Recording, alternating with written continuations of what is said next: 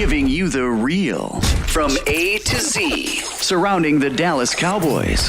News, updates, rumors, transactions, takes, and more. So strap up, Cowboys Nation, and start your day off with A to Z Sports. Live with Will Steele. 3, 2, 1. Here we go. Oh, yeah.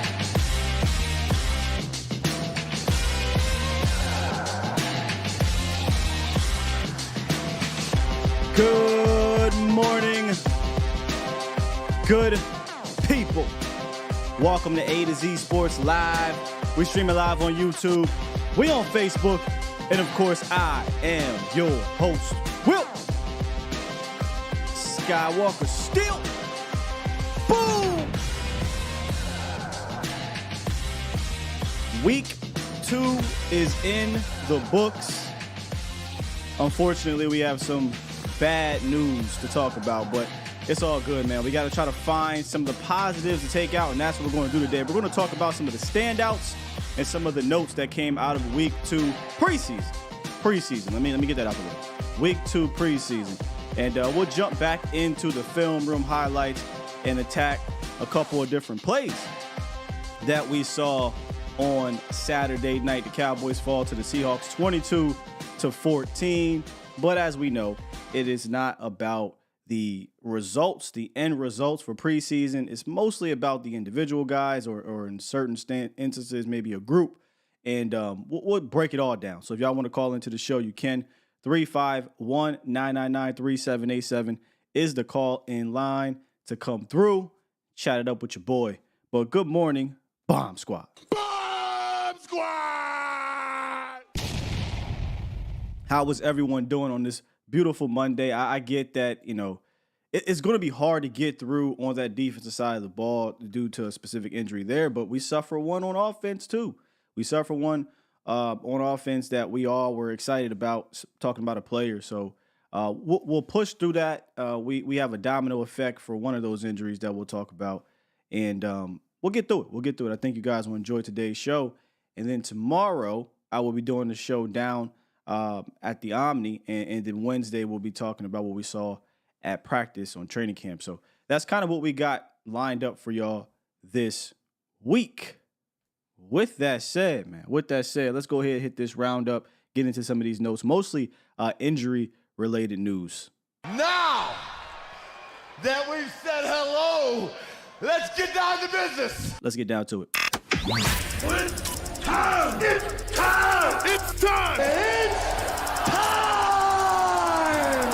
It's time! It's time. It is time for... It's time for the morning roundup. Round 'em up, boys. Let me talk to you. I just got to get it out the way, if y'all don't mind, man. We do have the final word on Overshown, and not just Overshown, but also John Stevens Jr., and it is both a torn ACL. I'm just gutted. I'm gutted, man. When I saw this happen during the game, I mean, if you follow me on Twitter, you'll see the reaction that I had, but I'm still gutted because Overshown was proving that he was likely going to have a role on his team, and we're going to put a pin in that specific point because we'll talk about it later on the second half of the show. But he was just so much fun to watch. We talked about this when he was drafted, and I said, man, when you dig into him, you could just tell that the kid loves this game. It's like a Micah Parsons love of the game, and he was just going to figure it out, and he was. Demo was figuring it out. WM Demo, I think he was going to have a role. I just do. I think he was going to have a role on his defense. I think it's, again, why you saw certain things happen on that side of the ball. But he is lost for the season. We wish him nothing but a speedy and healthy recovery. And hopefully he can come back and be back to what he was looking like he was going to be in year 2. But we'll get into more about what that injury means later. Also, like I said, John Stevens Jr. tore his ACL. Another young kid, rookie, who was pushing this roster. You know, a lot of us were like, hey man, let's sneak him on this roster and then make some roster gymnastics on the back half to see if we can kind of develop him. But I mean, now they don't have to do that. Now he can go to IR and he's going to be recovering as well. Again, sucks. It just sucks for these two dudes, two young rookies who were putting on good performances in preseason and camp, and they were making noise, man. They were making noise. So those two guys will be out for the season. If there was a silver lining to any of this, is that they weren't the starters. So the Cowboys starters are still intact in that essence, but man, absolutely sucks. And then Matt Waletzko, he left the game pretty early versus the Seahawks. He messed up his shoulder. I have shoulder issues here again because it's the same thing that, you know, was going on with his shoulder. I believe his right shoulder is now his left shoulder. So it's the same damn thing. Matt Waletzko just can't seem to get out of the injury bug way. And look, man, I'm not going to say it's a lost cause at this point, but this exact thing happened last year on his other shoulder. He got hurt in preseason, said, I'm not going to get surgery, and elected to go play in the regular season. Hurt it again. They said, okay, you got to get surgery. From what I'm hearing, that could be another possibility. It's the same exact shoulder issue as the one he had last year where he eventually had to get the surgery to fix it up. He's just not shaped right from what I heard for football in a sense. Like he has to get altered to be that way. I know that sounds weird. I'm no doctor, and I want to talk to Dr. Boothby when we get there, but that's literally the words that were told to me. He's just not in the right, not physical shape, but quite literally the stature of his body to deal with what he has to deal with as a tackle. And it wasn't looking good anyway. Out in that game, he got beat by Boye Mafi and was giving up some pressures. But Matt Waletzko, I mean, it did come out that he was okay. So, you know, they'll probably push through this, play through the pain. And honestly, y'all, he'll probably end up being right back here again. And we'll be saying, hey, he has to get surgery on his shoulder. So the 5th round pick out of North Dakota, not State, dealing with more issues in the same, or not the same shoulder, but with the shoulders again. So not a good thing for Matt Waletzko. But the silver lining here again is that not a season ender, not anything that's going to keep him out long term. But he is, quote unquote, okay. That's what they're saying. That is the injury spotlight brought to you by OSMI. They provide arthroscopic and robotic assisted orthopedic surgery, foot and ankle surgery, sports medicine, physical therapy, and a whole bunch more, Cowboys Nation. Their team of orthopedic specialists. They have offices down in Fort Worth, Decatur, Mansfield. They provide state-of-the-art orthopedic care to all of the North Texas area. So make sure you hit them up if you want you and your loved ones that want to get the best possible experience for medical care. Schedule a hassle-free appointment at osmifw.com. Again, we'll have Dr. Boothby on at some point, and we'll be talking about that. Then finally, I have here backup roles cemented. And the reason why I put that there is because I feel like we're starting to see some of these backup roles cemented, right? So the backup running back, backup, I wouldn't say tackle, but backup wide receiver, backup tight end. Like these roles are starting to be cemented.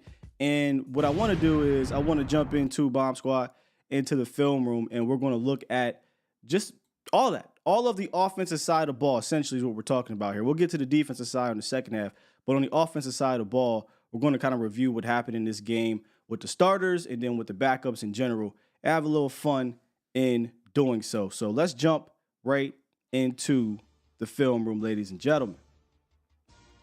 Cowboys did take the L 14-22, but again, it does not matter about that. We want to get right into the film right off the bat. Rico Dowdle sets the tone. A lot of us were worried about who's going to be that power player. Rico puts the power behind his pads and finishes a lot of these runs, man. If he can stay healthy, I don't think we're going to be worried about the Ezekiel Elliott power role as much. And we'll get to more a little bit on Rico Dowdle. But take a look at Jalen Tolbert here, y'all. He just keeps growing, and keeps growing. He's going to win early in this route, and he's going to stack this cornerback. And this is kind of where I would like to see the ball thrown out. Tolbert is open here in the NFL. Let him run under it. Let him get it. Maybe you get a bigger game. Maybe you get 6. But this is what makes Tolbert's growth great in this year too. Not a great ball. Throws a underthrown ball, but he back shoulders it, catches it, secures it off of a pass interference. Nonetheless, good pocket here for Cooper Rush. Gets the ball out. At the very least, at least it was a back shoulder as opposed to an interception. So you like to see that. And then to end the drive, unfortunately, Brock Hoffman, ladies and gentlemen. I don't think this is going to be it for Brock Hoffman, y'all. I hope they continue to look elsewhere. Brock Hoffman is going to be number 67 on your left side next to the center here. And he did not have a great game in this game. Gave up 3 pressures and a sack. That is now 2 sacks in 2 preseason games for Brock Hoffman. Cowboys will probably be looking in either internally at options or externally when the cutdowns come. And now we get to the second drive of the game for the starters. And this is where Cooper Rush, Jalen Tolbert, and these receivers started to connect, and you start to see big 3rd down and 4th down conversions. This first one is kind of a slant flat combo. Take a look at Peyton Hendershot here. You're going to get Tolbert on the slant, secures a catch, and Malik Davis with a nice little blitz pickup right there, ladies and gentlemen. Run that back, because this is big for guys like Malik and Rico Davis right here, picking up that blitz. Cooper Rush puts it on the money, 1st down, Jalen Tolbert. After a controversial overturn of the play for 3rd and 4, where I thought Jalen Tolbert made a nice catch, it became 4th down, as you should in preseason. Mike McCarthy decides to keep him out there, and Jalen Brooks picks up where he left off from training camp and makes a big catch on 4th down. And again, one thing you'll notice when you see some of these route combinations are not option routes, but easy options. And we'll get to that here in a second. But Jalen Brooks, ladies and gentlemen, 1st down on 4th and 4. Another 3rd down play. Kevontae Turpin here in the slot is going to get open. You're going to get a nice blitz pickup from Rico Dowdle, and then Cooper Rush delivers it for a 1st down. Take a look at Rico right here on the left side next to Cooper Rush. Pick up this blitz. He has been your best pass blocking running back during camp and the preseason. I think that's why you're going to see him have a role in the stable here. Delivers it 1st down, Kevontae Turpin. All right, Rico, thank you for the block. Let's get downhill and get busy. Again, another powerful run. 6 foot 215. He's going to be the guy that you count on and get you some of these power runs that you need to complement your stable. And I think that's what Rico Dowdle is. It'll be about health. We down here in the red zone, though. And it's time for Red Zone Mike. We talked about this a few weeks ago. Very underrated thing about Mike McCarthy is how he executes in the red zone. I think he was a major impact in what Kellen Moore was able to do in getting better in the red zone. And here we're going to create conflict. How many times did we talk about this last year? Creating conflict. Right now it's a 1-by-3 set, and then you're going to have a motion from Jalen Tolbert to get a read on the defense. Now we got the read. They're bumping out, and we're going to have this awesome concept that puts everybody in a bind here. And this is what I love about this play. It's going to be a natural pick rub route right here. Tolbert might have to sell it a little bit better, but nonetheless, it didn't get flagged. We love to see it. And if this cornerback, if it's man coverage, right, and I follow him, I got the swing route here, and this guy's going to get picked wide open. If it's zone and he sits down on this flat, right now you're going to have, I believe that's Peyton Hendershot to the corner route wide open. So actually in man or zone, if you run this right, you can have options here. And that's exactly what happens. You're going to get the coverage. You're going to see Jalen Tolbert, I believe it is, get the pick wide open. And this is easy buttons. These are the easy buttons we talk about. Now, Tolbert might have to sell a little bit more, a little better, so he doesn't get the flag, and he didn't get the flag, and it worked out. If he had bit here, talk about the corner, wide open right here to Peyton Hendershot, you deliver it right now, and he gets that touchdown. And I believe it was Rico Dowdle who talked about getting in the end zone for the Cowboys for the first time. Let's take a listen.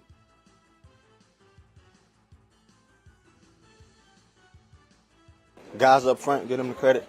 They did a good job finding small creases in there, just trying to get north to south.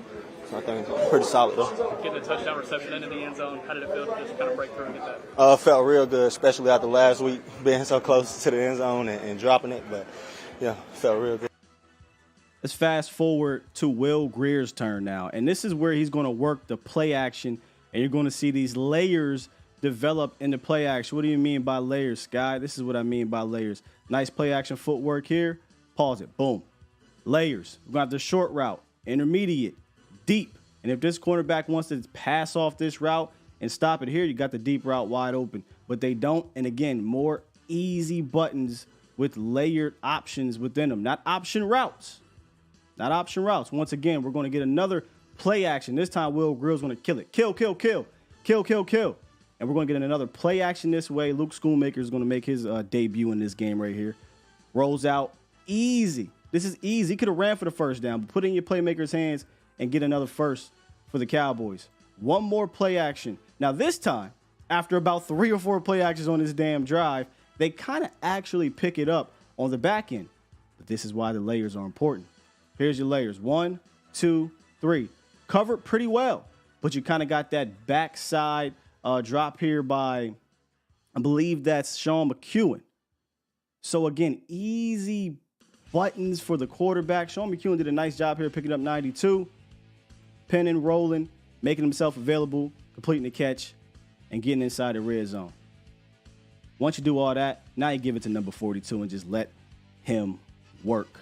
Nice pin pull action here. Usually people get tackled at that point, but Deuce Vaughn just has this balance about him, man, that is so unique. It is hard to bring him down because he's so low to the ground.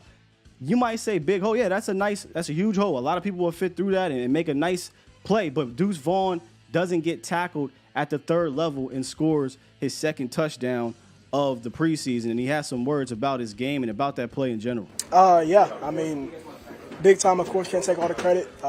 Great scheme, great call, great blocking up front, and then put the ball in the end zone for the 2nd time in a row.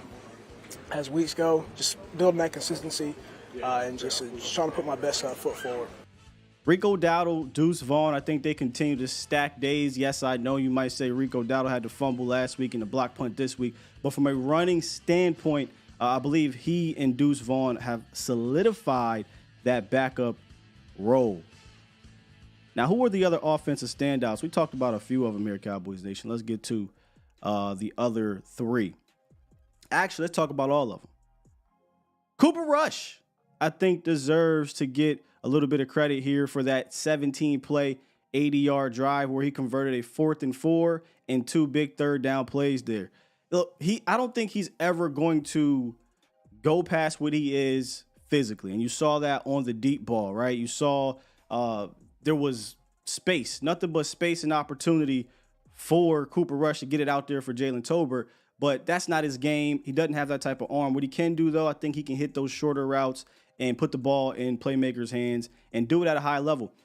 Listen to this. Not just Cooper Rush here. This is kind of the quarterbacks collectively. I looked this up because I'm like, I know it doesn't look like the quarterbacks are going crazy because they're not, but they are looking way more comfortable and completing way more passes than they have in years past, and they are. This year in 2023 preseason, they've completed 71% of their passes over the first 2 games. In 2021 and 2022 combined, they completed 55% of their attempts. 55. We talked about this before preseason started. We said we should be able to get a better idea about the cues in this scheme and about the receivers in this scheme because this offense is designed to help both of those units, and you're seeing it. Now, that doesn't mean it's always been clean for either of the quarterbacks, but at least they're getting the ball completed to their receivers and giving them opportunity to make plays. So I got Cooper Rush here as an offensive standout from yesterday. And Rico Dowdle, we talked about Rico Dowdle. I thought he stacked another good game from a running standpoint. He showed that power that he has behind those pads. He's got some juice with it as well, a little bit of wiggle to go with it. And now he's starting to, I shouldn't even say starting. He is becoming your most trusted pass blocking running back. And that's really where a lot of people are saying we're going to miss Zeke is in the pass blocking department. Well, if Rico can just be half as good as what elite Zeke was from a pass blocking standpoint, Cowboys should be fine. But he definitely gives you something from a running back standpoint. Now he's adding in receiving yards, right? Nice catch last week, fumbled, don't like it. But then he caught a nice pass this week on a great concept and scored a touchdown. Is that Josh Ball? Yes, it's Josh Ball. Listen, if we're going to give him a hard time when he's bad, we have to acknowledge when he does well. And this was by far, not even close, his best game since he put on that star for the Dallas Cowboys. I know it's preseason, know it's backups. It is what it is. He needs something to build momentum if he's going to be on this damn team. And for the first time in his career, he had a clean slate. He allowed 0 pressures. He allowed 0 sacks. He had 0 penalties. And for that alone, I'm going to tip my hat to one Josh Ball. Now, do I trust him? No. I'm just pointing out who stood out in the game on Saturday. And Josh Ball stood out. We talked about this last week. Look, if you ask him to help, just say, hey, look, we're going to do a duo. You just help with the center or you help with the tackle and push a dude. He'll do that. And then when the other guy is done, he'll continue to do it. So he did that well too. So Josh Ball definitely had his best game, and I thought it was worthy of at least saying something. That don't mean he's going to be anything for the Cowboys. I'm just saying he had a good game. Deuce Vaughn and Jalen Tolbert once again kind of star the top 2 guys from the offense. Deuce had 2 good runs, 2 not good runs in regards to production, a 4-yard and a 14-yard and a touchdown, and the other 2 was negative yards. Very Barry Sanders-ish, right? But no, seriously, he had another good game because of the touchdown. Again, you might say anybody can run through that hole and score, but once you get to that third level, most offensive running backs are getting tackled. Deuce being so low to the ground, that leverage, that contact balance that he has, if you're going to try to tackle him with one hand or not be disciplined and breaking down when you're doing it, he'll make you miss. And he did that. And then Jalen Tolbert leading the team in receiving yards, continuing to stack, right? Continuing to grow. I'm done. In regards to don't need to see more. He did what he was supposed to do in this preseason, put together 2 games where he had extensive snaps, and he put that production out there. My one request coming into preseason from the receiver standpoint, I said I want to see somebody have those games, right? Last year, the leading receiver was 44 yards total in all 3 games total. That's just ridiculous. I wanted to see somebody have one of these games or 2 of these games, and Jalen Tolbert has done that. He is growing. He is here, and I said this on Twitter, with his growth and with Michael Gallup's health, I think this wide receiver room rivals the 2021 wide receiver room, the Ced Wilson, Michael Gallup, CD Lamb, Amari Cooper room. I think it rivals it with Jalen's growth and with if Gallup is healthy, because Lamb and Cooks, those are your top 2. They make one of the best duos in the league, in my opinion. Tolbert's growth, very similar to Ced, it feels like. I feel like if he can have a Ced Wilson type of impact, that's amazing. And then obviously this will hinge on Michael Gallup being back healthy. And if so, I think this room rivals 2021. I truly do, Cowboys Nation. I truly do. It was a fun room. It was a fun room, Peasy. And honestly, Ced helped save it a little bit when Gallup went down. I shouldn't use the word save because you still had 2 top guys. But nonetheless, he had 600 yards, 6 tutties that game or that season and made hella important catches. He was clutch for you. He also returned. One thing that you probably miss about Ced is the trick plays. He could throw the rock better than any of your receivers. So he was very important in that room. Tolbert, I think, is going to be a better receiver than he was, but Ced was all around a good player for you. And I think that Tolbert can be put in that same situation if he is put in that situation. So that is kind of the offensive side of things. We'll flip it over to the defense in a second, but I want to talk to y'all in a little bit. Oscar says, do I want to play Tolbert? Nope. Next game? Nah, I'm good. I want to see what we got in Moreno Cropper. If the Durden kid is going to be available with the concussion, more from Dontario Drummond, Dennis Houston's. Like, let these guys get these reps. Tolbert has proven that he can firmly not only just be your wide receiver 4, but if you need to throw him out there, you now have the confidence that he's going to know where to be, where to line up, and secure the catch. He had another good game, man. He's stacking. So, yeah, I'm not really playing him. I want to see these other guys. Some of these guys aren't even going to make the team, but I want to see if it's worthy of bringing them back to the practice squad. Not me personally, but them. They're going to want to see if, hey, do we need to bring him back, or is there another David Durden out there? Is there another Cropper out there, et cetera, et cetera? Because something Stephen Jones said pre-game, I believe it was. He said that, hey, look, these guys aren't just competing with guys on this roster. They're competing with guys around the league as well. So I think that's telling, and I don't need to see any more from Jalen. Do y'all need to see any more from Jalen? No, we need to see other guys kind of step up and make some noise. All right, let's get to Chris from Alaska. If you guys want to call in lines right here below me. What's good, Chris? Hey. Sorry, hold up. All right. Sorry, I had to pause the TV. I just wanted to talk about Deuce Vaughn, man. We need to wrap him up for week 1. Like, we've seen enough. We've already gotten some injuries happening. We don't need any more injuries at all in this preseason. Especially with the Overshawn thing, I am a little bit worried about the linebacker depth. I think we need to bring someone in just for – obviously, we're probably not going to be able to find someone that can do the role Overshawn had with the speed and what he was able to do with his skill set. But I think we need to bring one in. Who do you got? I got a guy they could bring in. I don't know that they'll do it because it may cost a little bit more, but at this point, he might have to just take what you can take. I brought this name up months ago when I was worried about the linebacker depth, and that's Rashaan Evans. Rashaan Evans had a career year last year for the Falcons, and he's still on the street. I don't know why. I don't know what's going on, but if everything checks out, he's a guy to bring in. But we're going to talk about that here in a second.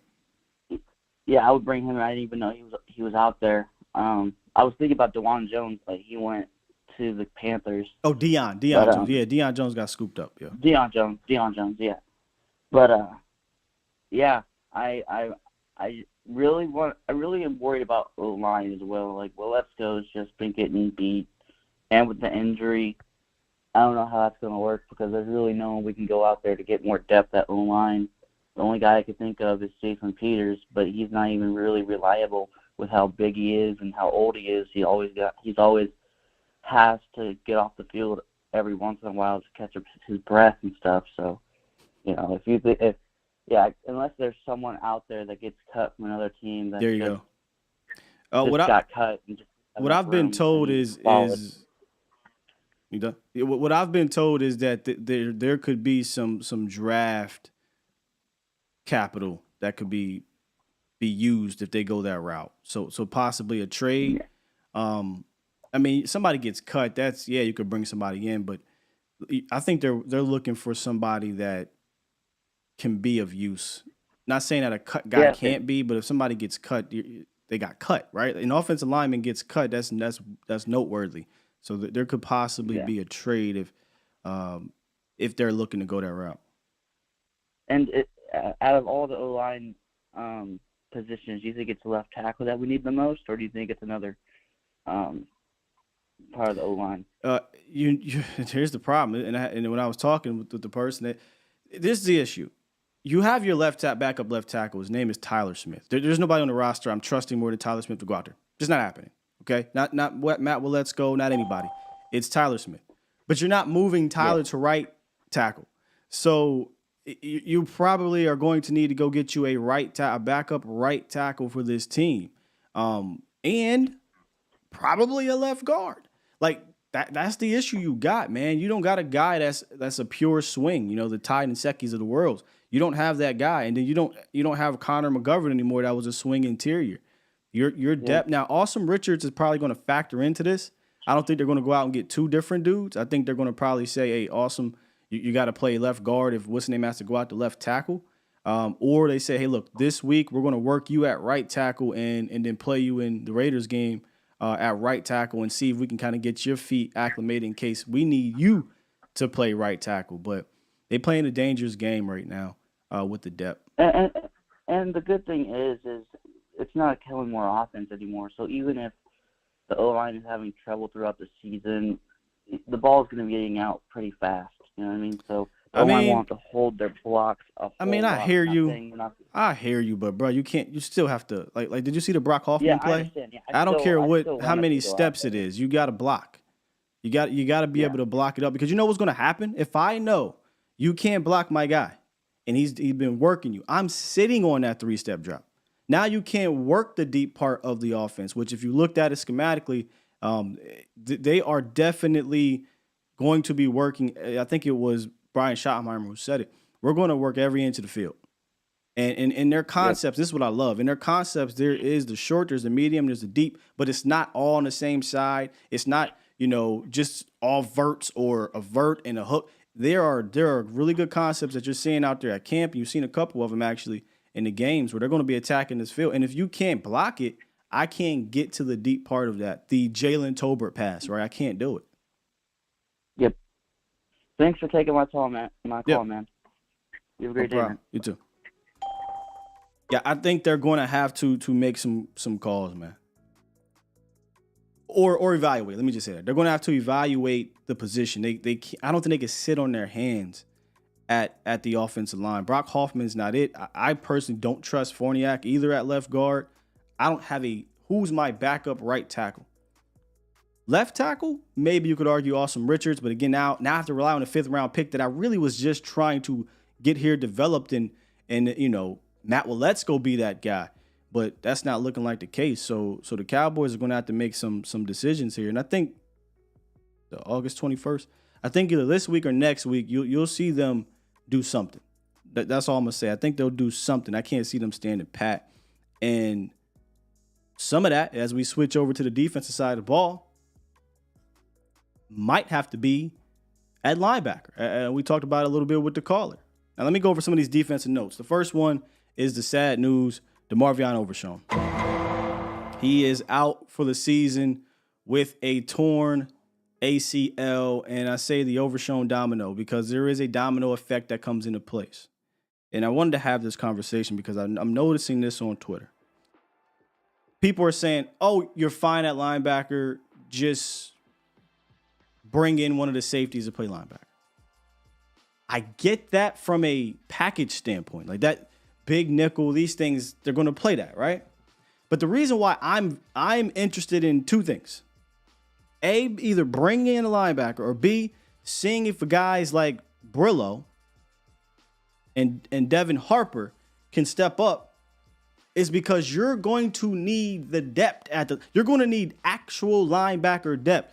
If something happens to Clark or LVE, Jaron Kearse and Donovan Wilson are not playing full-time linebacker. I'll repeat.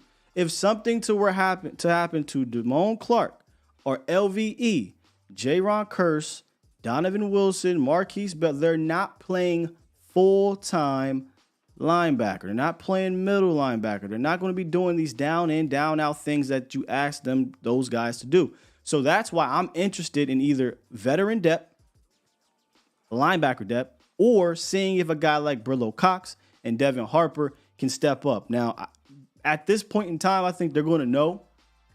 They're going to know if they feel good about either of these two guys. Both have had solid preseasons, if we're being honest. But again, it's preseason. In the regular season, you're going to get worked.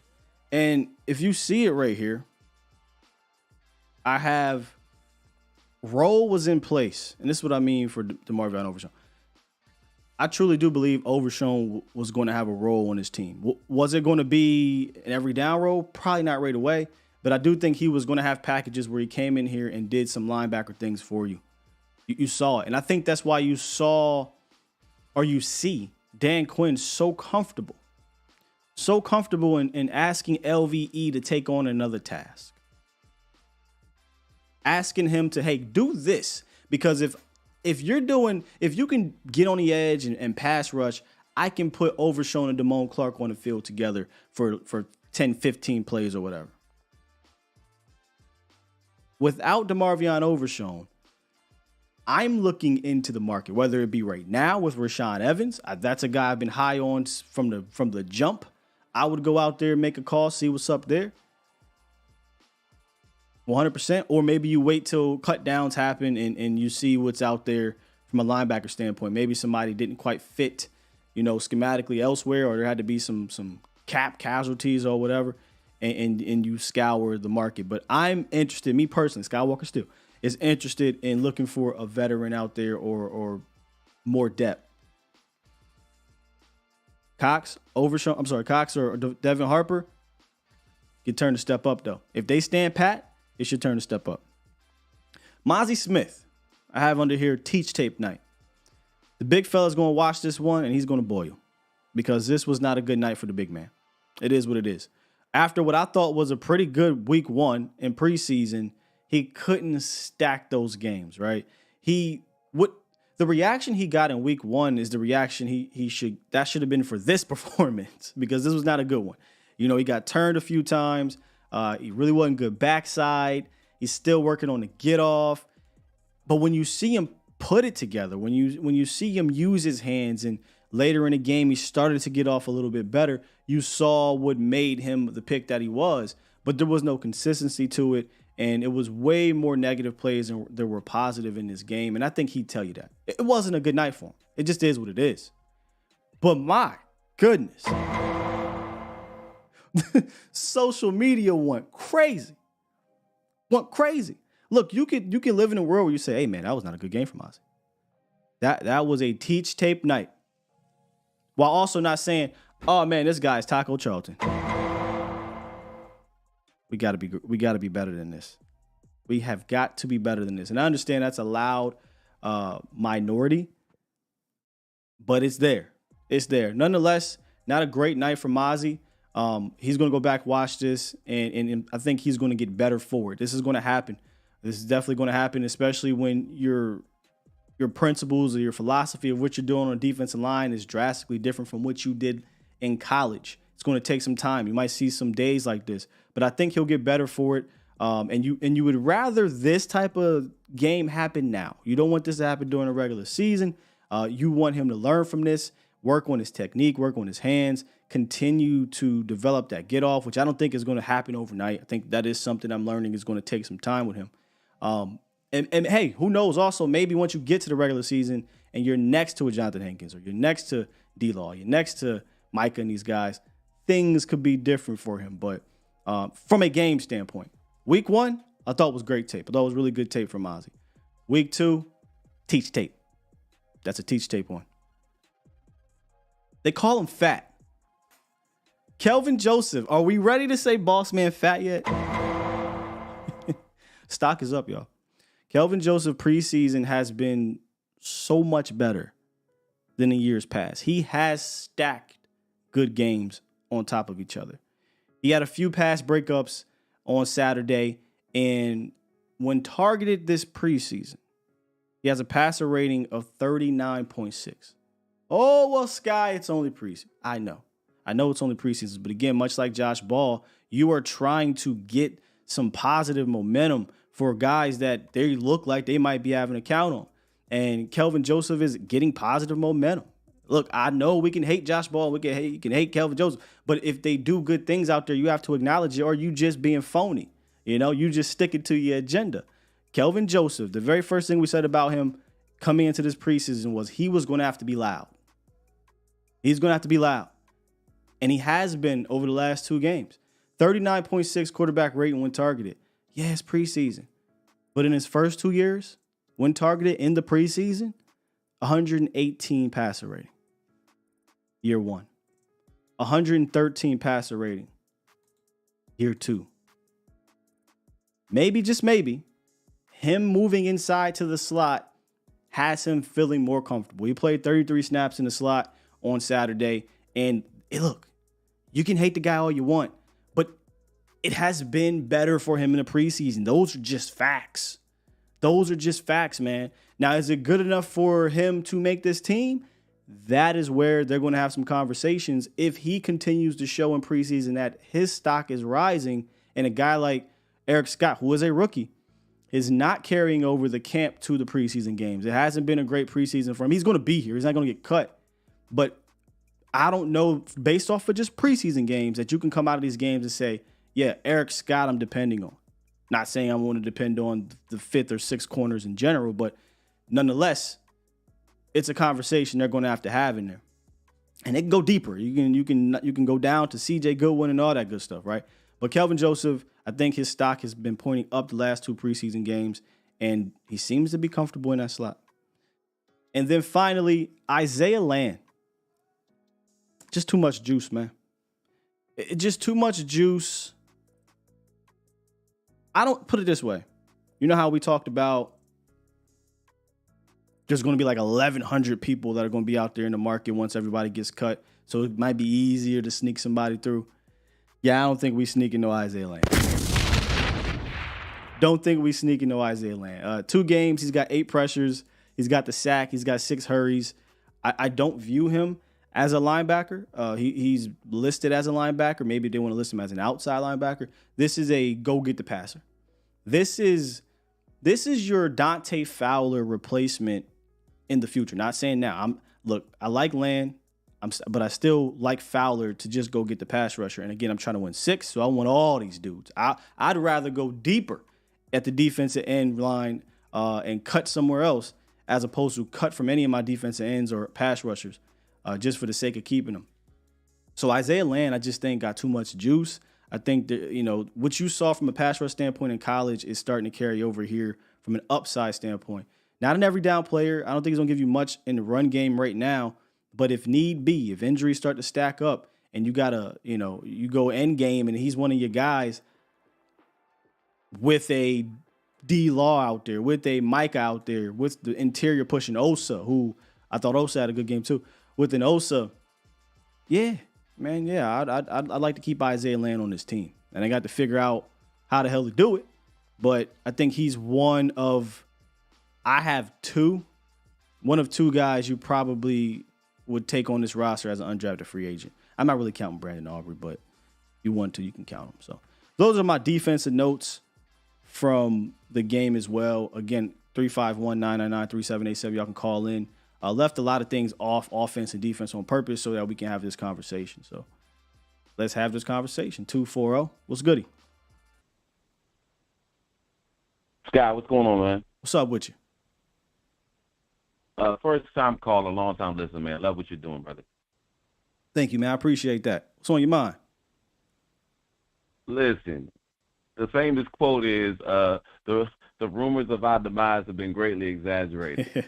The amount of phone calls I got after the second game with dudes that who are high potential guys, Overshawn, high potential guys, Stephen Jones, high potential guys. These are all rotation guys, and you would have thought that Dak Prescott and CeeDee Lamb was out for the season, and doomsday was upon the Dallas Cowboys. This is a joke, man. Like, this team is as fortified as that. If we have to sit here on a Monday morning and you're talking about what we're doing to increase depth for this team, they put a dynamite roster together already. All these guys are sprinkles and icing, man. This cake is baked, brother. Like, we got a good squad out here. But I won't hold you long. One question I did have for you, brother, is if everything's healthy, left side, right side, with Tyron and Tyler on one side, left guard, with right guard, and Zach and Terrence on the other side. No need to say it. And the right side is better than the left side if everything's healthy. Oh, no. I was helping you out saying Terrence and Zach. So So your question is which side is better? Which side is better if everything's healthy? And I'll let you go after that one, brother. Take care. Oh, I love when you ask these questions. Right side. This is the fun question because you're going to have them both, but I'll answer that one. Tyler Smith, healthy, or Zach Martin, I like this, and Terrence Steele. That's good. I got the right. I still think Zach is a better. I think right now Zach is a better player. I don't give a damn healthy than Tyron. And look, man, I just think Terrence Steele he's a Pro Bowl right tackle to me. No, I think Tyler's fantastic. Tyler is, and I asked this question specifically because somebody had brought it up in the mailbag. They said, hey, what's going on with Tyler down there? I haven't heard much. And so I reached out and said, like, I'm not down there. No one talks about offensive line play all like that individually. What's Tyler Smith looking like? He's top 10 player at camp. Top 10 player in camp. So Tyler Smith is projecting and progressing wonderfully. But I don't know if there's a wrong answer here. Left side or right side? I like the right side. I think the right side is better. Not most important, just who you think is better out of the two sides. Good call. Nice question. Peasy said, I can't do it. TJ said the left side by the slimmest. That's the thing, right? Is there a wrong answer here? You got two Hall of Famers. I think one is playing better than the other right now. Is better than the other. And you got two young guys whose arrows are pointing up. I like it. Depends on the play. Let's get Twan from Connecticut on the horn. What's good, Twan? Sky, what's up, baby? What's happening? Man, all good. Hey, Scott, that was me commenting you on Twitter about Gallup this weekend too. About Gallup? Yeah, about Tolbert taking Gallup's spot. I've been getting a lot of those since we talked about it last week, so I'm not quite sure. But did I interact back? AJ one way is the name, but why I called is, man, that play you just went through with Rico Dallas scoring a touchdown. Yeah, man, I can't wait to see that play called with the ones, man. I can't wait to see it. Come on, man. Because it was a beautiful play. It was so simplistic, and you had options. You had options, just like you said, and that's what I loved about it. Come on, man. There's easy buttons work and baked within this offense. And look, some of these things we're doing are just standard West Coast principles, but we hadn't seen that in years past. And the details, it's just going to make it so much easier. It was an easy read for Cooper Rush. It was a quick, easy read, too, at that. So, yeah, I'm excited for the ones. I can't wait to see what Dak does. Like I said, I honestly think Dak will have a real efficient year this year. Might play at an MVP level, and the way Tolbert is looking, man, and just like you said, this receiver group matches 2021. I agree. It honestly does, and I just can't wait. Godspeed. I'm wishing Godspeed to Overshown and the boy Stevenson, because man, that was bad. Those are two bad losses because they were definitely depth pieces, and I honestly liked both of them. Yeah, like I said, I was gutted. You know, I was gutted from those injuries because those two guys I think they were going to have roles on this team. Maybe not right now, in regards to Stevens, but in the future. And last but not least, man, I wasn't a big fan of him, but he showed me, and I said he had to show me. Deuce Vaughn making the team, bubble wrap him, man. Deuce Vaughn making the team. You didn't think Deuce was making the team. I knew he was going to make the team, but I didn't really believe in them like that. I'm not even going to lie. I'm not even going to lie. But he's running back too, especially being running back too. I didn't say it. I'm thinking more like 3. We set up some packages for him. Man, I'm cool with him being running back too. Let me say this. Let me say this because I talked about it last week. I don't think you should put a number on it no more. I don't even care about 1, 2, or 2, 3, whatever. You know why? Because you're going to use all 3. I truly do believe that, bro. I think you're going to use all 3 of these running back. When I say all 3, I'm talking about obviously Tony Pollard. Rico Dallas kind of going to be that downhill guy, pick up blitzes and whatnot. And then Deuce Vaughn is going to have I ain't even use the term package, but he's going to be game plan for. There we go. He's going to be game plan for week in, week out on this team. So, you know, whether it's 2 or 3, I think it'll depend on that day. If Rico is they cannot stop Rico because it's just power is just hurting them. Rico might be the one with the 10 touches, 10 carries. If Deuce Vaughn's quickness and shiftiness and out the backfield catching it, he's killing them. He might be the one with the 10 carries, 10 touches. But each week, TP's getting at least 15 to 18, I think. I think so too, man. Good call, Scott. Good call. Good call. Sometimes I feel like that. I appreciate you, Twan. Sometimes I feel like, depending on who's on the horn, I'm the one calling into y'all show. It's all good though. Yeah, so that's why I didn't want to put a number on it last week, because I'm kind of comfortable saying that this is going to truly be a committee. This is going to truly be a stable, whatever, of backs, and you're going to use all three. At one point, I did think it was going to be 4, but I don't think that's the case. I think Malik is a guy that will get the axe, and they'll bring him back on the practice squad like they did last year. And if not, you go get another Malik Davis out there, y'all. It's really not that serious. But I do think those are your top 3 backs: TP, Rico, and Malik, or TP, Rico, and Deuce Vaughn. And all of them, every week, I think will touch the rock. They will. And I'm happy for it. You know why? Because I thought that should have been the case last year. I thought last year, especially when Zeke got hurt, there was no reason not to include Malik Davis during the regular season so you can A, see more. I'm talking about with Zeke out there. When Zeke came back, you still gave Malik Davis the rock. But A, see him more out there, get more experience. And B, keep the wear and tear off of Ezekiel Elliott going into the playoffs.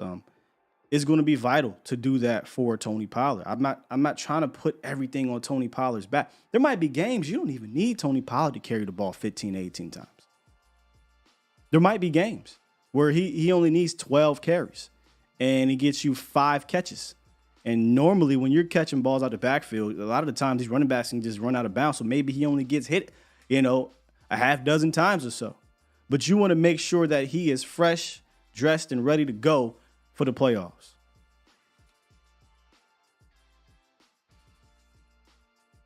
Let's get back to it, man. We got CT, the Madden head on the horn. What's good, CT? What's going on, my guy? What's up with you? I need everybody to relax, man. I think that Mozzie is getting his label just because what we've been doing the past 3 years with our first-round picks. So they expecting him to rip Center's face open and get 5 tackles for losses out the gate when that ain't reality. That's definitely not reality. I'm sure that, seeing him get beat, that ain't never good, but that's still, like you said, it's teeth tape. He going to look at them like, okay, I did this wrong. Let me try this next time. Or I feel like he's smart enough to know that he didn't do as well as we wanted him to do, and he going to bounce back. And it's a 17-game season. We want him to be his best in the playoffs, not right now. Yeah, if I was worried about his mental, if I was worried about his work ethic, excuse me, if he had red flags off the field, in the film room, things like that, I would be extremely concerned. I shouldn't use the term extremely. It's one game, but I might be concerned. But I'm not worried about that. I think Mozzie is a determined guy. I think he's going to get right back into the film room, right back on the field, and he wants to be great, and he's going to put the work in to do it. So I don't really worry about it. And I still do believe he's going to have a positive impact on this team this year. But I don't think you're going to see him out there playing 30 snaps a game. I think it might come in a 15 snap type of situation, year one. And they got to realize we still got Big Hank. So that's the guy right now. He's the guy that's going to be doing all the stuff you want Mozzie to do. Yeah, you won't be asking. Mozzie's playing something like 30 snaps or whatever. I don't think he's going to be doing that. So you'll be getting a full tank of Mozzie out there, and spelling whether it be Bohanna, whether it be Osa, whether it be Hankins. And then obviously he's going to be out there with the ones. It changes things too. Exactly. And then I got a hot take on Bland. Hot take. Let's go. Even though, I ain't going to lie, I haven't been liking what I've been seeing from him this whole camp. Okay. But since I've seen him in a game, I feel like quarterbacks are going to try him the most. And since he's just so ball dominant and on the ball, he's going to have about 8 to 9 picks this year. Oh, I thought you were going the other way. I thought you said hot take on Bland. I don't like what I saw. So I haven't. I'm going to be honest, I haven't liked it. But I still know, even in the game, he bit down on the ball. He was outside. That double move ate him up, yeah. But think about it. If he do that in the slot and he bite down on – they're not going to do all that shit in the slot. He's going to come down and he's going to take that to the crib. Yeah. I think what they're doing, and I think it was Dan Quinn who actually talked about it a little bit, maybe with another player, but he brought up Bland how they were working him at one position in preparation in case something happened. So I think what you're seeing right now is that if anything were to happen to Gilmore or to Diggs, Bland's going to go on the outside, but he is your slot corner in general. And, you know, he seemed a bit more comfortable in there last year. Like he wasn't getting hit up with double moves, but he got hit up with one on Saturday. Right. Yeah. He's still young, though, but good talk, Scott, man. Yes, sir. Appreciate you, CT. Yeah, Deron Bland got hit up pretty bad with that double move, but I'm not worried about Deron Bland. I think, again, this is kind of the downside of not seeing your starters, is that you only can base it off of what you have. And honestly, if you go look at what this first team defense, this backup team, let me say it. Would you go look at the backups, what they've done against first team offenses the last 2 weeks? I thought it was more positives than negatives overall, but there was obviously way too many big plays being made on his secondary. That's one of them. And he's a starter, so you don't like to see that. But from the backup secondary, not named Kelvin Joseph, a lot of big plays are being made on these safeties and some of these cornerbacks. So you don't like to see that. And that's something McCarthy comes out the game every week and says, hey, look, we lost the big play battle. We were -2, meaning they had 2 more big plays than we did. We want to win that big play battle each week. And a lot of it is these explosive big plays, either whether it be from a run, a couple of them in that sense outside, or a deep ball, you know, and you don't want that. So something to keep an eye on. Let's lock this up. Ain't heard from Reek in the grip. What's good, Reek? Yo, what's good, Scott? How you doing? I'm good, bro. What's up, man? What's going on, Cowboy Nation? What I think about this team is just we've been having bad luck every time we see Seattle in the damn preseason game with injuries, man. Every time, I don't know who the hell scheduling that with us going to Seattle to play Seattle. Somebody always get injured. So, you know, it's sad to see that Overshawn gone for the season. Yeah. And the tight end, the other rookie tight end, man, I'm like, man, damn, can we get a break up in this month? You know, but, you know, I guess get it out the way early, you know what I mean? It's sad that we lost them for the season, but we got to keep on pushing. And hopefully the organization go find us another linebacker. You know what I mean? Harper cool. Hopefully Cox and Jabril can step up, pause. He can step up and be that linebacker we need him to be. You know what I mean? It's time. Or go find somebody else. Yeah. As far as the tight end, now there's no tight end battle no more. You know what I mean? We got our tight ends we set. You know, that's a blessing too that we already got our tight end set. We deep for that.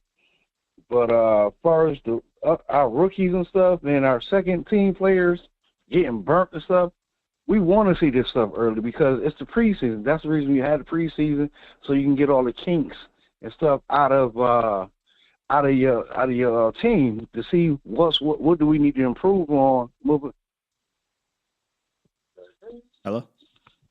forward. Yeah, I'm here.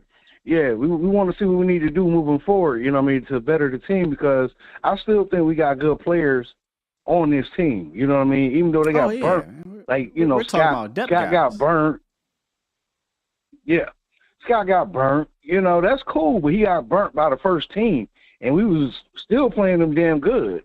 You know, if you ask me, we played Seattle pretty good, if you ask me. But, you know, I do want to see a couple snaps from the starters in this last game.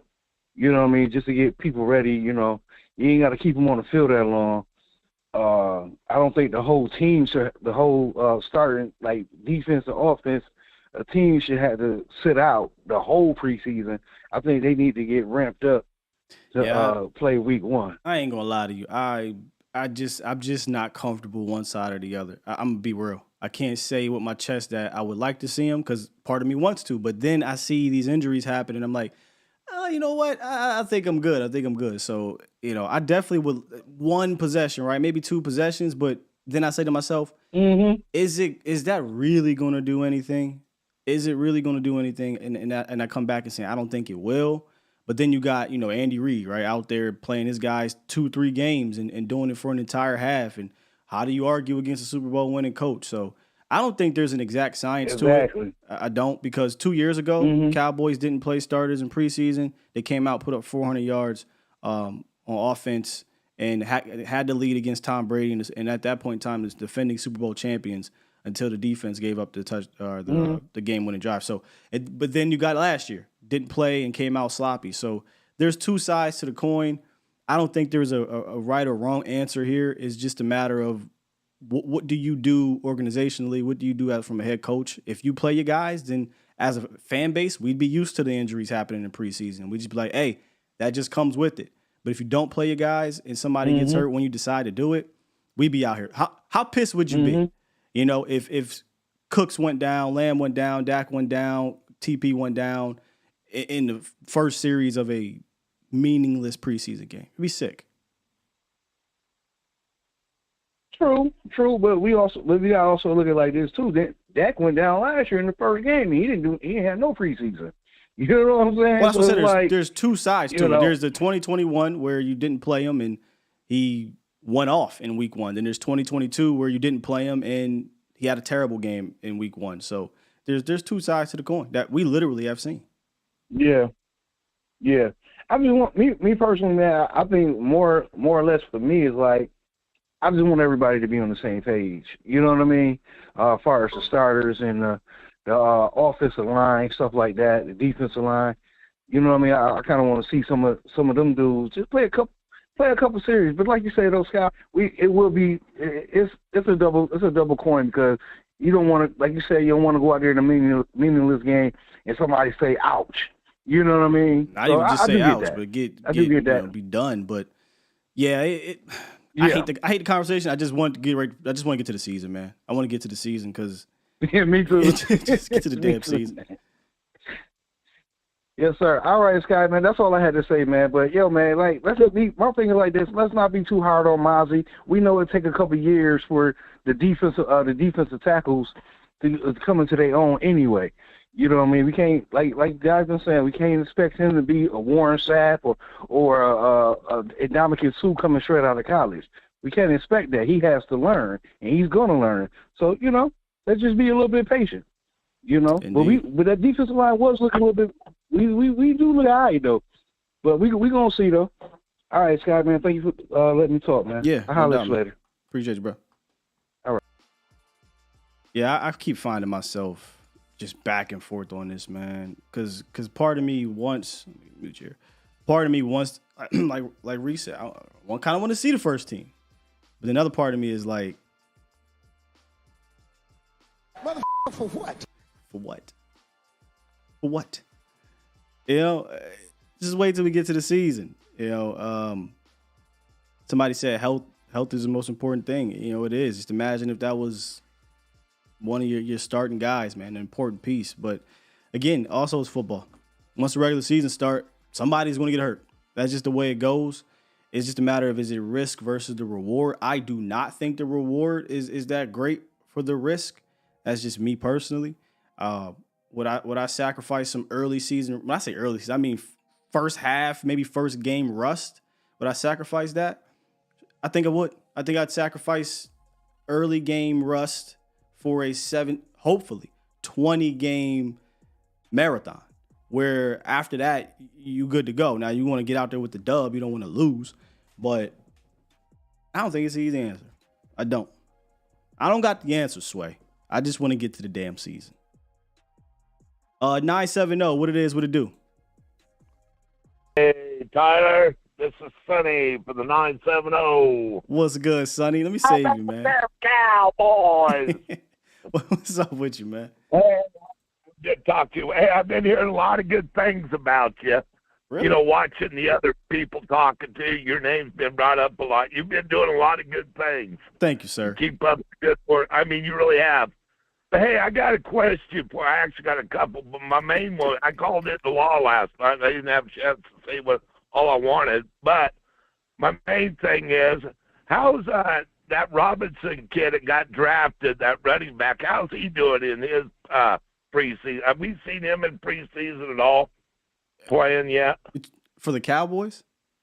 No, not for the Cowboys. He was the first running back taken. Bijan. Yeah. He's gone. Have we heard how he's doing? Yeah, I mean, his first carry of preseason went viral on Twitter, but yeah, I haven't been following Bijan's. Oh, I'm just curious who's having a better year out of these running backs or so far. Deuce, if we're talking about production, Deuce Vaughn has, for sure. Yeah. Well, what I'm saying, I think Devon, I don't know, but I got a feeling he could be the rookie of the year. I look for big things out of that kid. He's got a heart of a lion. Who's that? Our running back. Oh, Deuce. Yeah. Deuce, yes. I mean, just that run he made where he ran and made that cut and ran it. That guy, in Seattle tried. I mean, that's just stuff you just don't. You got to learn that. You got to know how to do that. Yeah, you're right, man. And my second question is, I asked Law the same thing. I'm curious what your answer is. Between Dak Prescott and Michael Parsons, who do you think is more important for to get Dak Prescott to get the MVP or Michael Parsons to be Defensive Player of the Year? Oh, that's fun. So the question is most important? Yeah, I'm just curious. I'll tell you what Law said, what his answer was. Well, I'll give you mine first. So if it's most important, I mean, if your quarterback is the MVP of the league, that means that, that's – look, I love Micah. I love defense. Yeah. But if your Q is the MVP, that outweighs everything. Now, I don't want him to be the MVP of the regular season. I'd rather him be the MVP of the postseason, but that's a different discussion. So I will go with the quarterback. I'll go with Dak, and I think that's the more important thing. Because Law went the other. Law said it probably wouldn't matter to Dak. He doesn't really care. He would say that, he'd put more praise his receivers than Sure, Sonny. Sure, Michael Parsons is more important for. So you said more importance.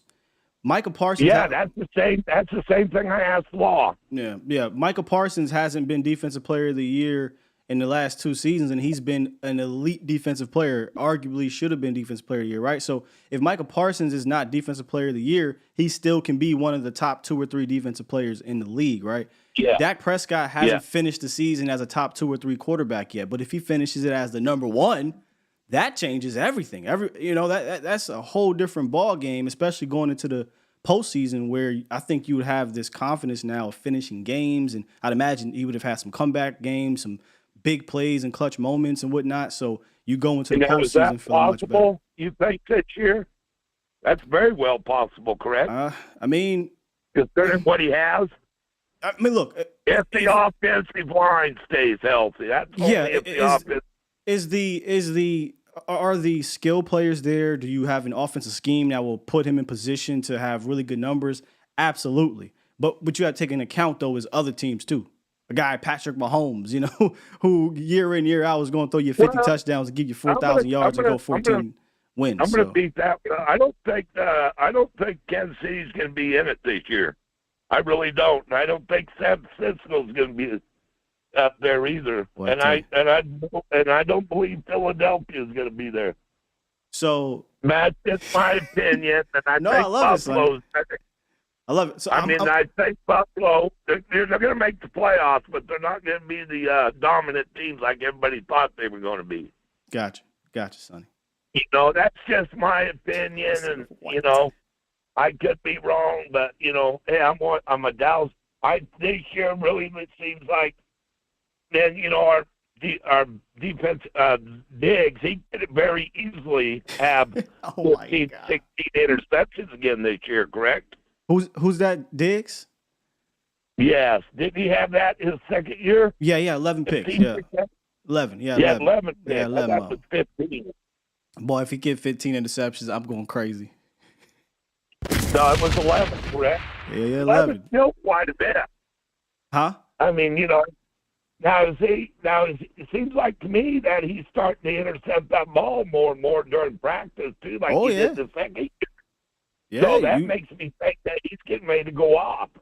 Well, I think Diggs is absolutely going to have a fantastic year. You got Gilmore on the other side. You got this pass rush. It's now his 4th year in the league, so he's getting more experience at the position. Yeah. Diggs is 100% going to continue to solidify. Now, He's a top quarterback. quarterback. The champion defensive player of the year. Slim.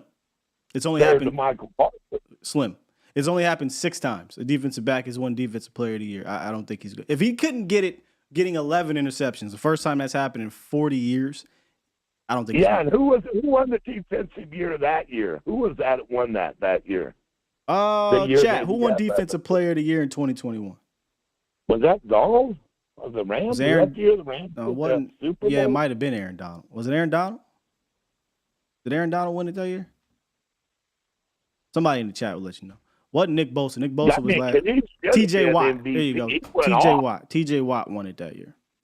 Oh, yeah, and he could very well. You think if he gets 15 now, if he goes from 11 to 15. If he gets 15, he wins. I don't give a damn if he gives 1,000 yards. 15 interceptions is defensive player of the year worthy, man. Even if Michael Parsons ends up with 30 sacks and he ends up with 15. 30 sacks. Well, I mean, what's the chance? What does Michael Parsons have to do to be defensive player of the year this year? Just keep doing in your eyes. Just keep being Micah, and he's gotten better every year. If Micah gets better this year, Micah will win defensive player of the year. That's how I feel. He'll What's get you. He got to do have like 25 plus sacks. No, he don't got to do that. Now, if he breaks the sack record, he's going to win. That's a guarantee. But what is the sack record? 22 and a half, I believe, maybe 23. But is that all? Is that all? Yeah, 22. That's a lot. I think he's going to get to the quarterback more than that.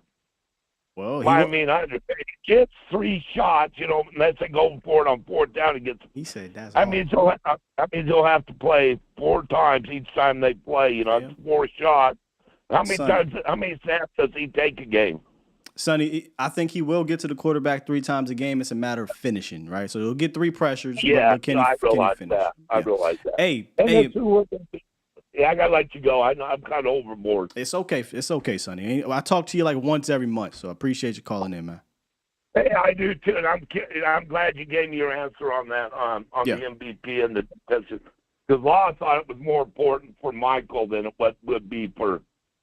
That was just his opinion. I'm glad you gave me your opinion. I agreed with you, though. It would have been more for Michael. Yeah. I mean, more for Dak than Michael. Absolutely. Yeah. Not Michael Parsons. Well, time to keep up the good work, boss. Thank you, Sonny. All right. How about him, Sonny? Let me just tell you how phony I am. Because if we were on Botch's show, y'all know damn well I'd have been going crazy. Vaj, bro, you in here? I'm so phony. But I don't talk to Sonny that much. Once in a while, I did like the question.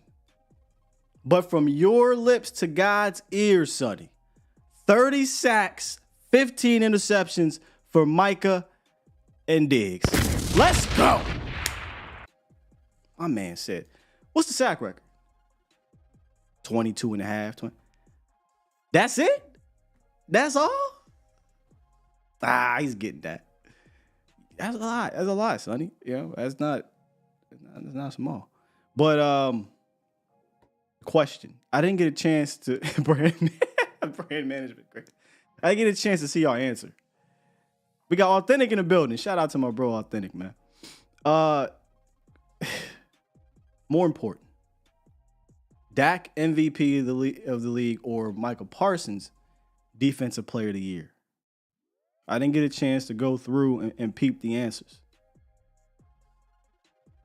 Meyer said I'm still on 30 sacks.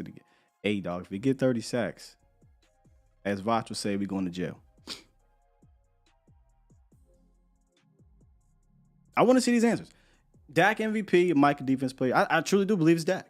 I think we've seen Michael Parsons be the best or second best player in the National Football League from a defensive standpoint, in my opinion, his first 2 years. So even if he doesn't win, he still can have that type of impact. He just doesn't have the award. As much as I like Dak, Dak has never finished as a top 2 or 3 quarterback at the end of the season, right? So if he finishes as number 1, I think that changes the entire dynamics of going into the postseason because we have limped, and I know this sounds crazy. You go 12-5, 12-5, but we have limped into the postseason offensively. It's been staggered. It's been, what's the word I've been using for 2 years? Weird. Looking weird. So if you mean to tell me Dak wins MVP, which I'd rather be in the Super Bowl, but if Dak wins MVP, that means that your offense has been playing, for the most part, really clean ball from start to finish, and you're going into that postseason with an entirely different mentality on the offensive side of the ball. So I got that. All right. 945. What it is, what it do. What's good, Scott? What's up with you? I ain't gonna pelt, man. No disrespect to my boy, man, who just got Don't out do it. of Don't do it. Don't do it. I see why niggas. I mean, I ain't mean to use that, but I see why people be saying we some delusional fans, man. like, man, you prove it. Everybody on ESPN and them right, cause I'm like, bro, what is bro talking? But we amongst us now. If Sonny going out there and he telling, you know, yeah, he can't do that in public. No, you got that little slow cousin. You know, he can do certain things in the house, but when we go to Luby's and to the buffet after church, he can't just be, you know, we got to make his play for him and everything. We take him straight to the table. We don't need him interacting with everybody. Real talk. But he ain't lying. But go ahead. But I got really 2 things I want to say. One is, what's up with the kicking situation? Is we gonna be good or like? So that I don't think that's been a big topic, and that played a big role in our loss last year or in the playoffs last year in general. Yeah, because dude did miss like 5 kicks in the playoffs. I think it was crazy. I think he missed 6 straight or 7 straight. It was 6 or 7.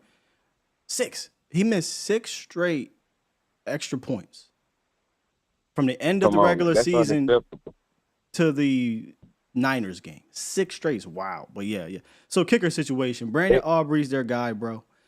They like his leg. He has a booming leg. He has a strong leg.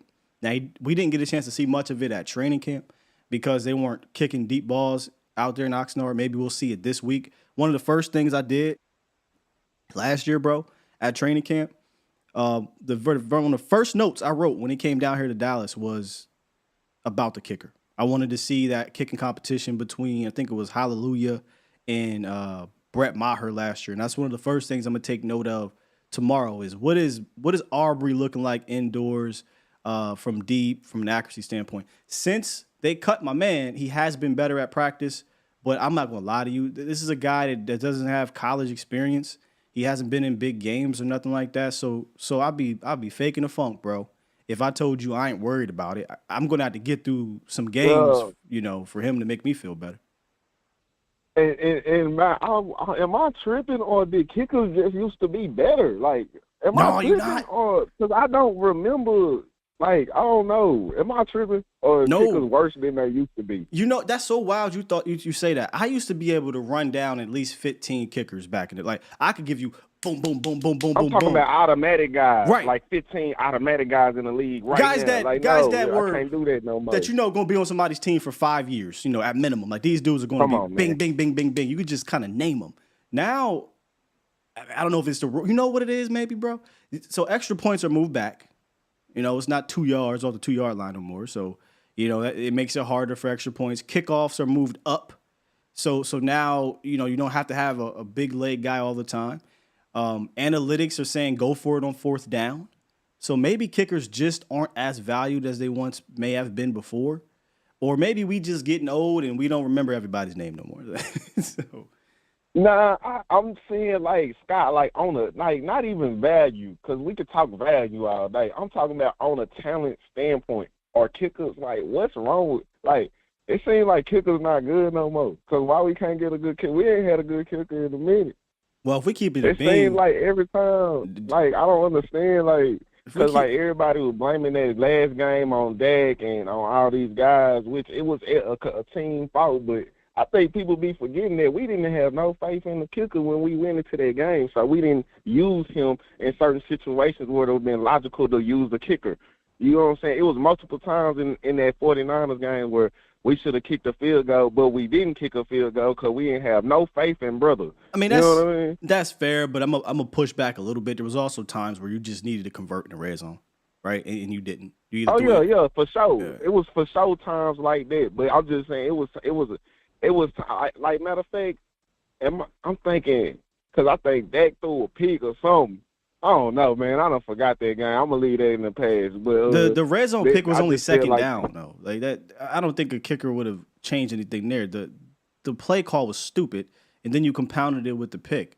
That ain't had nothing to do with the kicker. Yeah. If you're talking about you're on the 35, 30-yard line, it's 4th and 2 or 4th and 3, and you say, man, we wanted points here, but we got to go for it because we don't trust our kicker, that's a different story. There was a situation where they were on the other side. Actually, it was that driving through the pick. They went for it and actually got it. Yeah, he went for it and got it, and then after that, 2 downs later, he threw that pick. That's what I'm thinking about. That's literally that's what happened. That's the one. That 2 that he went for it on 4th, he got it. But you wanted to go for it, right? He went for it. He didn't even go for a 4th and short. I think he kind of went for it like a little 4th and something. Yeah, it was 4th I thought and they should have kicked on. Okay. They didn't kick on it and stayed on the field, which resulted in a positive. He got the conversion. Don't do the butterfly effect on me. So you basically saying. But I'm just saying though, it's multiple times where you supposed to be able to, man, we need to be able to trust them leagues, fam. There is no way. I hear you, but I gotta poke you at this one. There's no way you telling me you would have rather kicked the field goal there as opposed to getting 1st and 10 inside the 20. Hey, man, hindsight 2020. So, of course I would have, because Dak ended up throwing the pick. But I'm just saying, though, like, I'm not no dude that always want to go. I ain't going to lie, I'm slight conservative a little bit. I don't always be wanting to go for them 4th downs. You know what I'm saying? I trust my D, and I'm supposed to be able to trust my special teams. You know what I'm saying? But you know, I don't know. You know, I ain't gonna get on you too much about it. I'm a conservative dude, though. I ain't gonna lie. If I'm playing mad, that's the only way I'm gonna do something like that. So that's a game that don't matter. These games be mattering, so I'm not finna just. So you was a Jason Garrett let's fan. Just go for it on 4th ground every time. Like, nah, hell nah. I mean, you don't gotta go for it every time, but if you are sitting on a 43-yard line, and you know what I'm saying, you trust your defense, even if you don't make it, that your defense is going to hold them to nothing or a field goal. It is so much more benefit to go for it right there. Yeah, I agree. Because I can go get 7 and not 3. Yeah, maybe it's good to roll the dice when you got them guys out there though. We ain't even had them guys out there anyway. But off of that, I'm gonna go to my next little thing real quick, and I'm gonna let you go, man. Why it seems like the first year, and I don't know how many years that we really won in the free agency, we lost in the draft. Like I don't know, cause like if Deuce Vaughn your best draft pick, this draft was not a success. Cause what round did Deuce Vaughn get picked in? 6th round. So you think Deuce is going to be the best pick? You mean best pick as of right now after 2 games, or you think when it's all said? He finna probably had the best season rookie year. I don't think that's crazy though. We actually talked about this right after the draft. Deuce Vaughn was one of the guys that said that could have the biggest impact on this team, regardless, because of it's a running back position, and if he wins the RB2 role, as everybody's calling it, or he gets actual packages and snaps, he could easily have a season where he has 600 rushing yards, 200 receiving yards. That is a hell of a year. Like that's just the nature of the position. I do agree on that, though. You know, and if let's just say Mozzie Smith, isn't going to get you a bunch of sacks, but he impacts the run game. It might not look as sexy, but he also had an impact as well. So, you know, I don't think it was ever far-fetched to think that Deuce Vaughn, given the running back room, could have more production in year 1. Yeah, but I just feel like for sure one pick, I'm still kind of like, bro, what the hell? Like, bro, I'm still looking at Luke. Like, Luke got to show me. I don't know about the rest of the nation, but Luke for sure got a 2nd round pick on a tight end. We already had 3 tight ends. You feel me? Like, not saying don't draft one in this draft, but on that 2nd round, though, brother, Nah, brother. Like that's looking real bad. That's looking like I'm gonna use one of your words. That's looking real weird. That's looking real weird. And I thought Did you see my reaction from the jump when we drafted him? I'm like, who? When they said Shoemaker, I'm like, who is that, bro? We ain't even been talking about, bro. When we were talking about potential tight ends, he did not come up none. I mean, who is Butter? He came up when we were. If you watched our draft shows, he came up. But did you see our reaction on the draft show? I mean, that's man. I ain't even see it, bro. I was at the bar when they had it, brother. I was just like, man, brother, that right there hurt my heart, though. Yeah, I was not happy. Again, he here though. I root for him to. But I'm not going to argue here with you. I feel the same way. I'm not. That's a pick that I just didn't understand, and I didn't like it. But I'm hoping that he does something for us, right? And look, he's put together 2. I shouldn't say good games or anything like that, but they weren't bad games. He's blocked well. He's caught the ball. He's done tight end 2 things. So it's not like he's out there being horrible. I don't like, bro. I actually think he okay. I just like, bro, that second round. Yeah, the second round though, like. I wasn't trying to look cool. I would have took like cool people and everything. Yeah, there's so many different people out there. Round, he's 25. Yeah, but you go ahead. You tell me. He could be 26. Yeah. I wasn't ready to take him there, man. Hey, dog. Appreciate the call, good brother. Appreciate it, Scott. Yes, sir. My man would have loved Jason Garrett. Tell you that much. But at least he kept it a bean. I'm conservative by nature. I'm conservative. That's an interesting hindsight, though. Let me ask y'all the question. Even with the results, because I'm gonna give y'all the results, because I could easily say take away the result, right? But I'm gonna give you the result. The result it ended up being an interception, which before that it was the injury to Tony Pollard. He's basically saying punt because I think it was too deep to kick a field goal or attempt some 60-some yard field goal. As opposed to going for it, knowing that you went for it and you converted, you got into the red zone with a chance to score in the playoffs. By the way, this is not a regular season game. This is a game where you score a touchdown. That's big when you got a defense that you got. I don't have a problem with that decision. I don't think that was a situation where it was because of the kicker. I can't remember quite where they were on the yard line, but because you could have just punted and pinned them back and then just went that route, but they converted it. I mean. I'm okay with that. I can't predict what's going to happen after that. Hell, how we know he punt the ball and then Micah gets hurt? We can't predict the injuries there. So I'm okay with 1 and 2 going for it. But there are instances where, and these are the instances where I agree where, hey, just punt the rock. 3rd and whatever, backed up after your offensive line. I'm talking Jacksonville Jaguars. I'm talking Houston, Texas. Your offensive line is getting worked.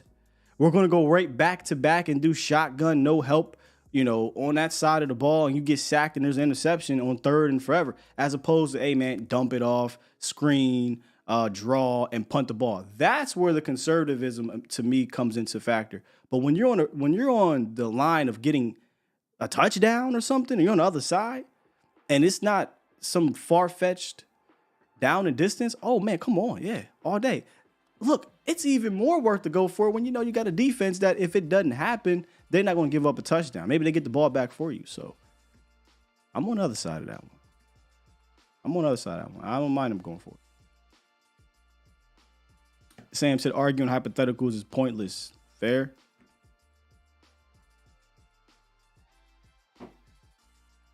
Fair enough. All right, let's get to some of these super chats. Let me see here. Boom, boom, boom. And wrap this thing up. Usually day after the games, there's going to be some overtime. So I definitely factored that into it. Appreciate y'all for being here, man. Fantastic show today. Do me a favor if you're enjoying these things. Hit the like button and subscribe. And then look, if you are new or if you've been here and you've got friends or family that are on social media and they're looking for a place to go for Cowboy stuff, you got to share this. That's the important part, right? Is share it and continue to grow this thing. All right, super chats.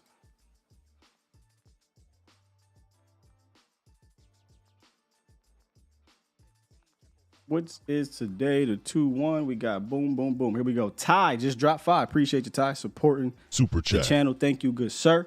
John Williams also dropping one and just super chat supporting the show. Thank you, John. Thank you so much. B Bird, what's good, B Bird? Hope you still in here, bro. Super chat. He said, if Steph Curry is missing threes, the thing that you don't want to do is send him to the free throw line. Extra points were the kicker's free throws. Yeah, and he was missing them.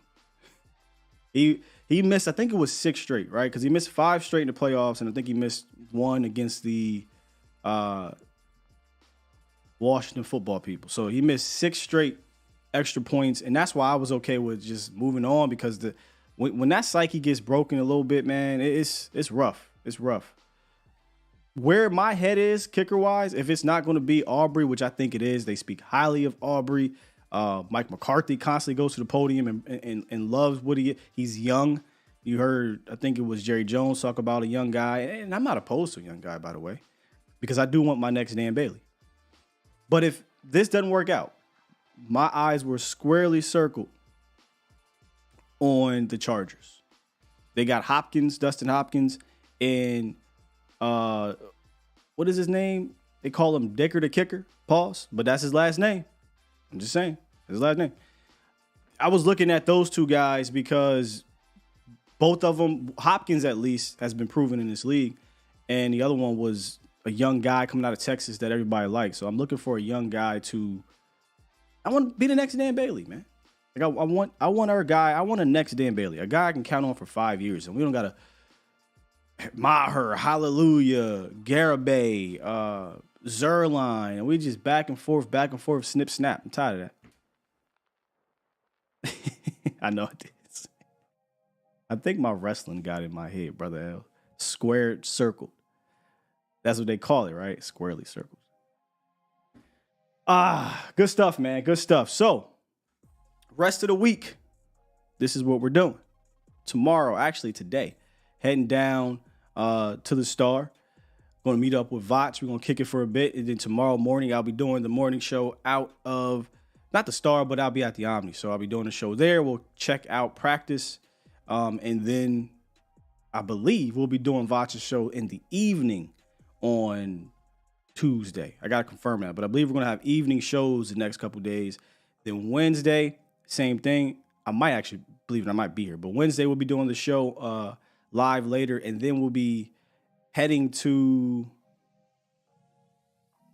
Reg and KG. Yes, the Get Right on 105 through the Fan. We'll be on there and we'll be talking ball with our guys. Shout out to Reg and KG on 105 through the Fan. They show us so much support and they do fantastic work on the radio as well. So we'll be there. So jam-packed week, man. We got Cowboys camp. There'll be a family night down there. So if you're down there and you see me, just don't hit me with a Don Trail. Don't hit me with the, you know who you was with. I was with Vach. I'm telling y'all that right now. I was with Vach. So I will see y'all at camp. If you're there. If you're not, you'll see me on the show. And you'll see me on Vach's show. Later on, Mo will be back on A to Z Sports Prime Time. Make sure y'all continue to support my guy, Mo. And hit me up on Twitter, @SkyWalkerSteel. We'll pick up yesterday's game or Saturday's game. We'll pick that up tomorrow. And then kind of give you what I'm looking for out there at practice. All right? If you know, you know. 100%, Brother L. Love y'all to death. Appreciate y'all. Let me hit this button and get up out of here. Thank you, Sam. He dropped 2. And he said, thanks for the content. Thank you, brother. I'm going to keep on keeping on, man. We ain't done yet. We got a lot of things up our sleeve. So stay tuned for that. Appreciate you, Special K. We out here. Peace.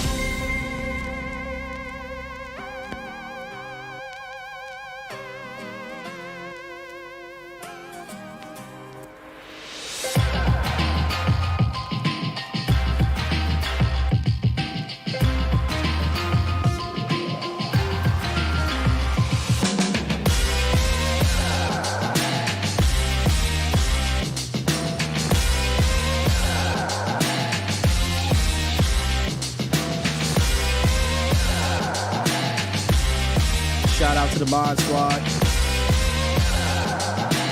The best in the game. And of course, shout out to the Bomb Squad!